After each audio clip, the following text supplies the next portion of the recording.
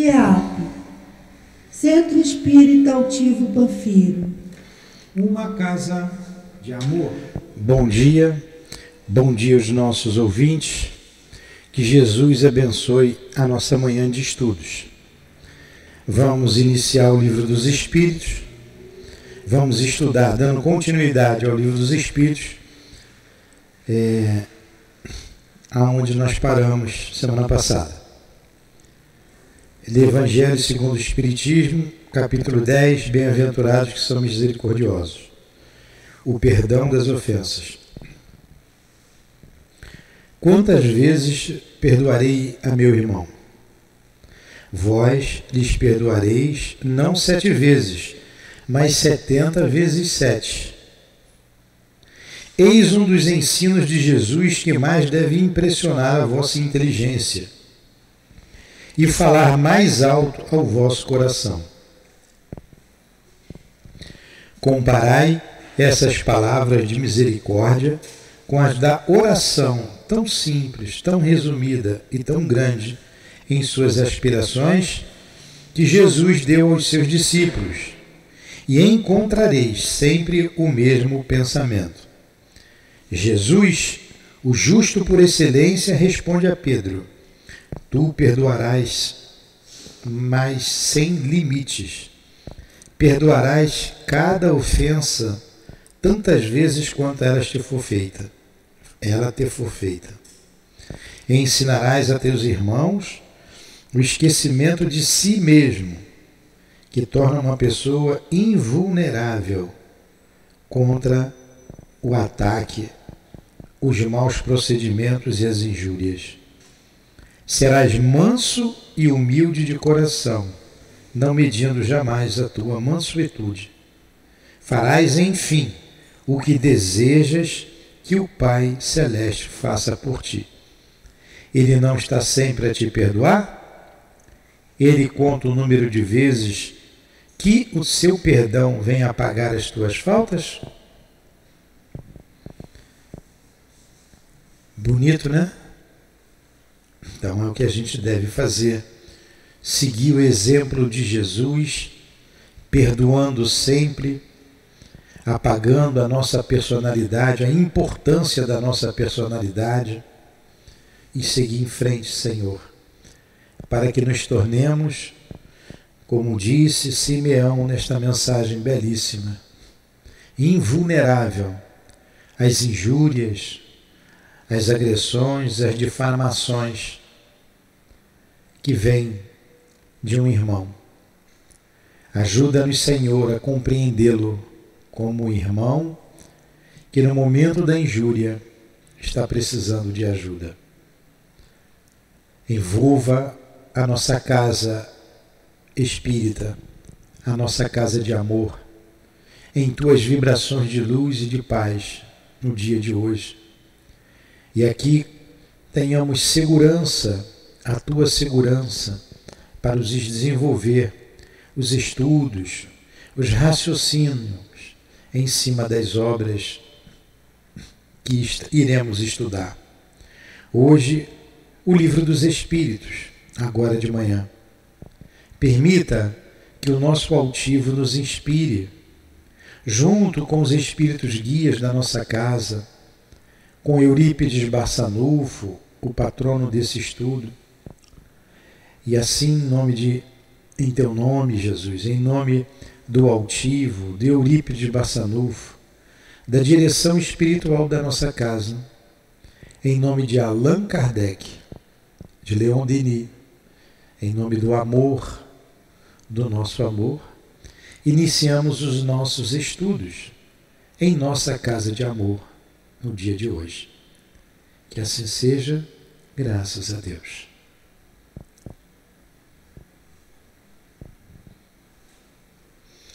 Então vamos lá. O Livro dos Espíritos, nós estamos na questão Conclusão 5. Muito bom, tá boa essa conclusão, essas conclusões aqui. Mas ontem nós falamos, mas vamos falar hoje de novo. Hoje é dia 19 de abril. Dia do Índio. De 19 de abril. Mas ontem foi o dia do livro, né? Em homenagem a Monteiro Lobato, né? O dia do livro, dia 18 de abril. E para nós espíritas, dia do lançamento do Livro dos Espíritos. Então, que Deus abençoe Kardec pelo seu trabalho, pela sua dedicação, e que nós usufruímos de maneira bem tranquila. Imaginem se Kardec não tivesse vindo e feito a análise que ele fez. Estaríamos até hoje perguntando para o copo, né? Ou para as mesas girantes, até hoje. Sem um referencial. Sem um referencial. As cabaninhas das ciganas e dos adivinhos iam estar pululando por aí e a gente sem direção nenhuma. Então a gente tem que agradecer muito a Allan Kardec, que ele receba o nosso carinho, a nossa gratidão por tudo que ele fez, pelo seu trabalho. Estamos aqui divulgando esse trabalho. É o que nós podemos fazer a ele. A homenagem que a gente rende a Kardec é a divulgação da doutrina espírita e a nossa modificação. A modificação do nosso caráter, dando um rumo novo à nossa vida. É a homenagem que a gente presta a ele, o esforço que estamos fazendo para mudar a nossa maneira de ser e caminhar junto com a moral cristã. Então, muito obrigado, Allan Kardec. Muito obrigado aos espíritos guias. Muito obrigado aos médiuns que se dedicaram a essa doutrina. As nossas queridas irmãs da família Boudin, Caroline e Júlia. Muito obrigado. Depois a irmã Cidufor e a outra médium sonambúlica, que eu não me recordo o nome dela. Então, no dia 18 de abril de 1857, foi lançado a primeira edição do Livro dos Espíritos. Vamos lá, vamos para a conclusão. A conclusão. Número 5. A gente está lendo e colocando um título. Lembra? Fizemos na 4. Vamos ver o que trata aqui da conclusão número 5. Essa é comprida, hein? Vamos lá. Os que dizem que as crenças espíritas ameaçam invadir o mundo, proclamam por isso mesmo seu poder, pois uma ideia sem fundamento e destituída de lógica não poderia tornar-se universal, né? Se, portanto, o espiritismo se implanta por toda parte, se principalmente nas classes esclarecidas engajam-se adeptos, como todos o reconhecem, é que ele tem um fundo de verdade. Contra esta tendência, todos os esforços de seus detratores serão vãos, e o que o prova é que o próprio ridículo com o qual procuram cobri-lo, longe de deter-lhe o impulso, parece ter-lhe dado uma vida nova. Este resultado justifica plenamente o que nos disseram inúmeras vezes os espíritos. Não vos inquieteis com a oposição. Tudo o que fizerem contra vós se voltará a vosso favor, e vossos maiores adversários servirão a vossa causa sem o quererem. Contra a vontade de Deus, a má vontade dos homens não poderá prevalecer. Então, olha só. Então, essas ideias, sim, invadirão o mundo. Elas invadirão o mundo. Já invadiu. As manifestações acontecem no mundo inteiro. Ela não deve chegar no mundo inteiro de maneira ordenada, como nós temos no Livro dos Espíritos. Isso ainda não chegou. Por isso nós estamos aqui estudando e divulgando, para que chegue. Mas que eles se manifestam lá no Polo Norte, no meio dos pinguins, né? Que aquele pessoal que come pinguim, carne de baleia, no Polo Sul também, em todos os lugares, no leste e no oeste. Os espíritos estão por toda parte. Agora, essa moral, essa experimentação, do jeito que Kardec concatenou essas ideias, ainda não. E chegará a hora que o mundo, o planeta Terra, estudará o livro dos Espíritos. Porque não tem como fugir disso. Não tem. Ninguém morre. Ninguém morre. Ele está falando aqui também, né, que até as próprias pessoas que estavam querendo denegrir, serviram. Faz mais propaganda ainda. Vídeo o Alto de Fé de Barcelona. Também, livro que eu lembrei aqui agora, além da queima dos livros, que acabou fazendo uma mega propaganda da doutrina, né? Ficou conhecida mais ainda. A gente também pode pensar nos espetáculos que se faziam com as mesas girantes. Faziam festas, reuniões sociais, né? E isso, de alguma forma, acabou também propagando a doutrina espírita, propagando que existia algo por detrás daquilo. Então, mesmo aqueles que estavam fazendo de forma até leviana, eles também tiveram um papel importante, porque virou uma moda e chamou atenção com isso, né? Foi chamando a atenção de várias pessoas que não estavam ali, mas que começaram a se questionar, né? E estudar e observar. Então, a base da doutrina espírita, a base de tudo, é a imortalidade da alma, mantendo a sua individualidade. A partir disso, tem uma série de consequências. Então, a primeira ideia da doutrina espírita, e a ideia básica, é a imortalidade da alma. É a mais importante. Por quê? O que adianta falar de reencarnação se você não tem a imortalidade? Como você vai falar de comunicabilidade se você não tem imortalidade? Como que você vai falar que há um êxodo entre os planetas, os mundos são solidários, se não tiver imortalidade e a individualidade? Como que você vai falar de justiça de Deus se o espírito não for imortal e manter? Então tem as consequências. Essas ideias, a ideia da imortalidade, os espíritos continuam se manifestando em tudo quanto é lugar. Agora, vocês imaginam como deve ser isso num país onde há a censura, onde há a coerção do Estado em cima da população, como é a China, como é a Coreia do Norte, como são esses países totalitários. É difícil. Eles não têm liberdade para expressar a sua fé. E aqui nós temos. Olha que beleza é a liberdade. Liberdade de expressão, liberdade de você ter a sua fé do jeito que você achar melhor. Como nós espíritas não criticamos a fé de ninguém. A melhor religião é aquela que você se sente bem.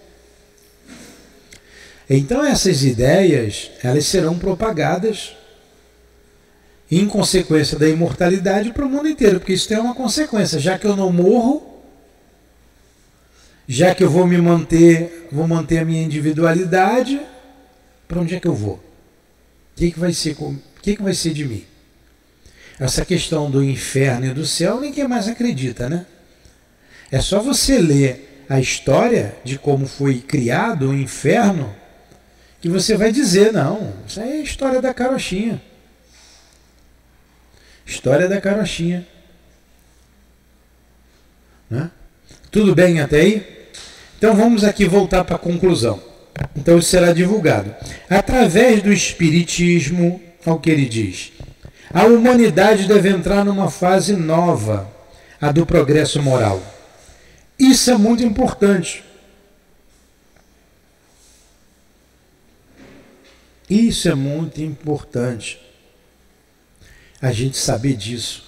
Olha para que veio a doutrina espírita.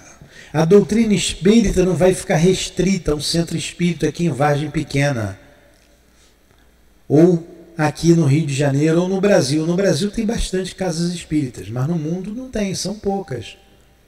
Somos poucos. Ela tem um papel para a humanidade. Deus não ia autorizar uma doutrina para ficar com meia dúzia de pessoas, como acontecia com os iniciados, pequeninos grupos fechados que estudavam a doutrina espírita com outro nome, porque ali tinha a comunicabilidade, ali tinha, né, baseado na imortalidade e na continuidade da personalidade, a individualidade, desculpe, a comunicabilidade, a reencarnação, vida em outros planetas, né, pluralidade dos mundos habitados, enfim, era restrito. Então Deus não autorizou isso para o mundo para continuar restrito. Ela tem um papel. Qual é o papel da doutrina espírita? Ele falou aqui agora na conclusão 5 e falou em outras questões do Livro dos Espíritos. O progresso moral da humanidade. Então, a doutrina espírita veio para alavancar o progresso moral da humanidade. As outras religiões brigam entre si. A gente vê alguns islâmicos brigando, até tirando a vida, porque quem não pensa como eles.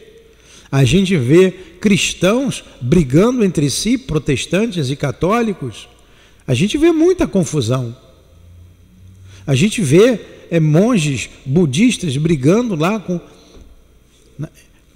entre Índia, China, ou entre eles. E a doutrina espírita não é assim. As ideias não têm discussão, contra fatos não há argumento. E ela traz para a responsabilidade de cada um, né? Quando ela fala da reencarnação, quando ela apresenta a imortalidade, ela está nos trazendo o centro da atenção para o próprio indivíduo, que tem que se responsabilizar pelas suas atitudes, né? Exatamente. Então, vamos ler aqui de novo essa frase, ó. Através do Espiritismo, a humanidade deve entrar numa fase nova, a do progresso moral, que lhe é a consequência inevitável. Aconteceu? Ainda não. Ainda não. Mas vai acontecer. Assim que a gente se espalhar por aí novamente. Estávamos concentrados na França. Viemos para o Brasil. Agora vamos pulverizar pelos continentes, pelos 5 continentes. Aí vai o Altivo para a Austrália, com um grupo dele. Vai o Dr. Bezerra lá para a Europa, com o grupo dele. A própria tecnologia, avanço tecnológico já está ajudando. Tá, claro. Quando você faz uma live aqui, do outro lado do mundo, você pode estar assistindo. Exatamente. Ela já está fazendo essa disseminação rápida. Cessai, portanto, de vos espantar com a rapidez com que se propagam as ideias espíritas. A causa disso está na satisfação que elas proporcionam a todos aqueles que as aprofundam e que nelas veem outra coisa além de um fim útil, de um fim fútil passatempo. Desculpa, além de um fútil passatempo. Ora, como antes de tudo, o que se quer é ser feliz. Não é de se espantar que se apeguem a uma ideia que os torna felizes. Porque agora não fala mais que você vai arder no fogo eterno. Você tem quantas chances, né? Quantas...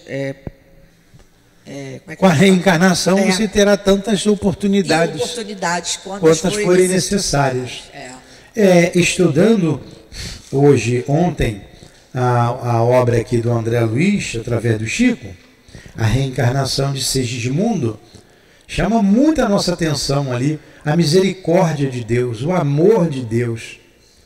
O espírito que assassinou alguém por causa... Tem coisa mais grave do que isso, você entrar na casa do outro, você assassinar o outro para ficar com a mulher do outro, ou com o marido do outro. No caso dele, ficar com a mulher do outro. Acabou que não ficou, e o marido morreu, e ela se prostituiu, foi para o mundo, não tinha como viver, enfim. Olha a responsabilidade desse espírito. Aí a gente ia dizer, vai queimar no mármore do inferno. Não, o homem que é mau. O que foi que ele fez? Eles foram resgatados por amigos, tinham amigos lá de regiões umbralinas, depois que os 3 desencarnaram, porque os 3 foram para o umbral. O que foi assassinado estava com ódio. A mulher se perdeu no mundo, e ele com culpa. Foram resgatados. No mundo espiritual, ele se arrependeu muito. E dedicou a vida toda no mundo espiritual em trabalho para o próximo. Angariou muitas simpatias, muitos amigos, inclusive o perdão dos dois, dos cônjuges. Trabalharam, combinaram de retornar à terra.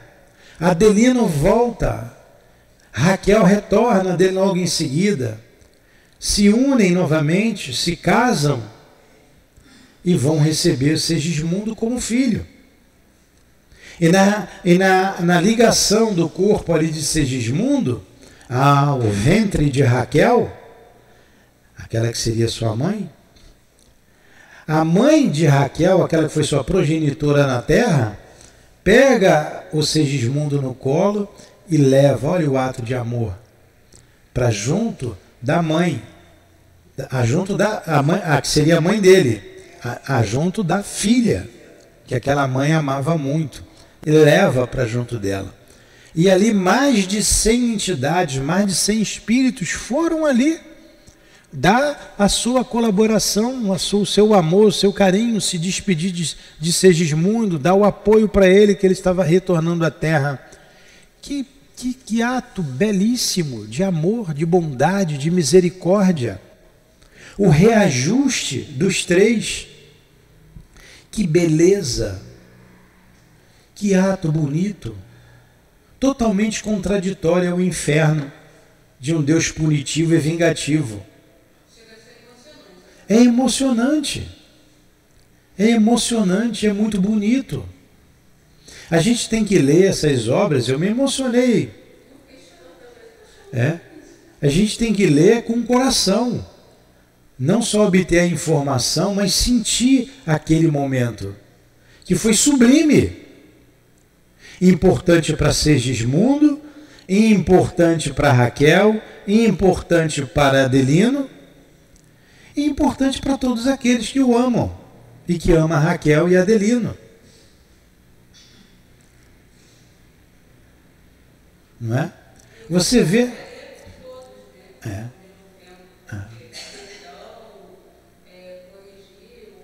Sim, a reparação. Aí você vê o homem como ele é mau. Até hoje malha o Judas. Judas dá lá nos páramos celestes há muito tempo. Até porque Judas, ele deu uma bobeada, mas ele era um espírito bondoso, muito bom. Até porque senão não estava participando daquele grupo ali de espíritos. Tinha conquistas já. Claro, Jesus não escolheu à toa. Isso. Um claudicou. Então a gente vê ali, no momento em que Jesus é crucificado, o grupo todo claudicou. E o Judas se suicidou, mas os outros se trancaram dentro de casa. Se Judas não tivesse suicidado, estava trancado também. E eles só deram um rumo novo à vida quando Jesus apareceu para eles. Olha aqui, eu estou aqui, gente. Vamos embora, vamos continuar. Tudo que eu falei é verdade, não existe morte. Porque todos eles ainda tinham a dificuldade humana ainda em si. Dificuldade humana. Cada um deles um aspecto, né? Cada um com das fraquezas humanas, né? Como nós temos as nossas dificuldades humanas. Não temos mais dúvidas de que somos imortais. E Jesus representa a liberdade, a vida. Falamos ontem, repetimos hoje de novo. Quem nos ouviu ontem, ouve novamente. A Páscoa, que foi domingo, anteontem, representa a vida. Jesus que disse assim, o recado que Jesus disse, ó, não existe a morte. Eu não falei o tempo inteiro? Olha eu aqui, ó, estou vivo. Vem cá, Tomé, me abraça aqui, bota a mão aqui, ó. Sou eu mesmo. A vida. Mensagem de vida. Aí tem que interpretar.